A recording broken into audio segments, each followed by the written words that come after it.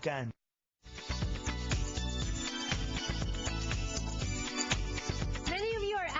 Marami rin po ang nagtatampo. Naku, kulang daw ang exposure, ang coverage natin for Charis Pempenco. You know what? We try our best. We've been trying to hound her. We've been trying to get an interview with her. Pero hanggang ngayon po, no luck pa rin. But we are still trying, keeping at it. At sana po maibigan niyo ang ating ginawang special ngayon. Si Charis po, ang prinsesa ng ating Star Bus. Hatid sa inyo ni Albert B.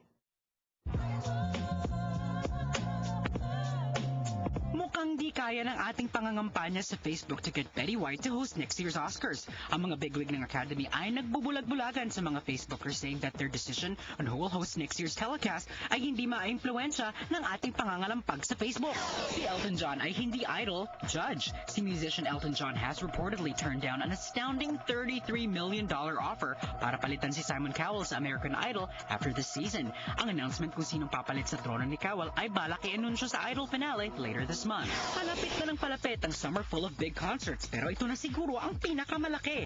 Hip-hop icons Jay-Z and Eminem ay magsasanib powers for 2 shows in their hometowns. Detroit native Eminem will headline the concert at Comerica Park on September 2nd, at si Jay-Z naman will top bill the Yankee Stadium show on September 13th. Ito naman ang mga bago sa sine this weekend. Robin Hood and His Merry Men are back on the big screen. Si Russell Crowe ay lalabas kasama si fellow Oscar winner Cate Blanchett in the PG-13 rated epic. Si Queen Latifah naman ay isang physical therapist na mai-in-love sa kanyang NBA All-Star patient in Just Right, which is rated PG. Si Amanda Seyfried naman ay tutulong sa isang lolang mahanap ang kanyang long-lost love in the PG-rated movie Letters to Juliet.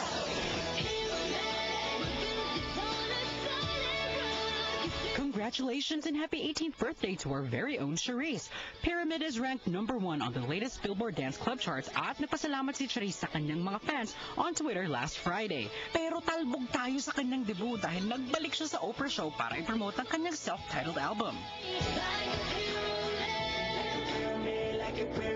At tulad nga ng sinabi ko, at kung hindi mo napanood, nagbalik sa mga braso ni Mama Oprah si Charis para kantahin ng Pyramid kasama si Ayaz. Ito ang ating patikim.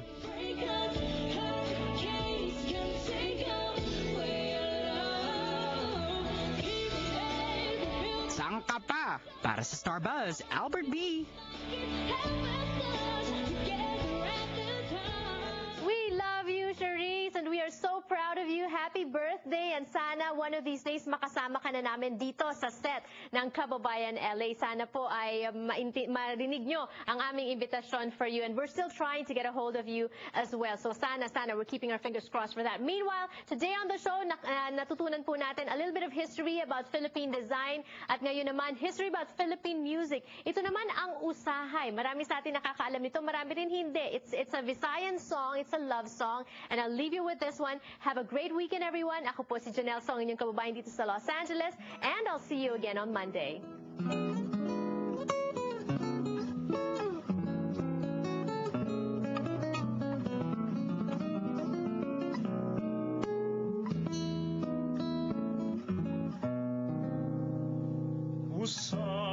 Usahay, magadamgo ako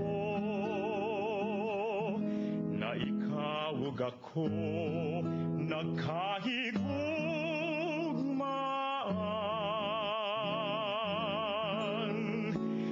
Nganon damguhon ko ikaw,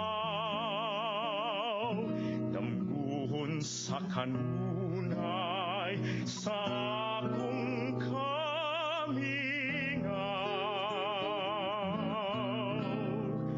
Usahay, magamahay ako, nganong nabuhi pa ning kalibutan.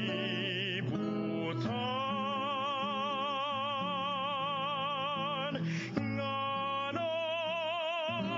gitiaw-tiawan ang gugma ko kanimo. San Manuel Indian Bingo and Casino, gaano kalayo ang saya kasing lapit ng San Manuel.